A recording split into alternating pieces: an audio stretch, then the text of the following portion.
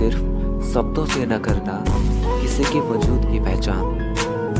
हर कोई उतना कह नहीं पाता जितना वो समझता और महसूस करता है।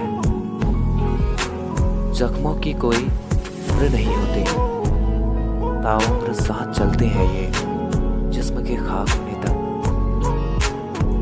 थोड़ा सुकून भी ढूंढिए इस जिंदगी में जनाब, ये ज़रूरतें तो कभी खत्म नहीं होंगी। अपने उसूल कभी यूं भी तोड़ने पड़े, खता औरों की थी और हाथ हमें जोड़ने पड़े। अब ना मांगेंगे जिंदगी या रब, ये गुनाह हमने सिर्फ एक बार किया। ख्वाहिशें तो आज भी बगावत करना चाहती हैं, मगर सीख लिया है मैंने हर बात को सीने में दफन करना।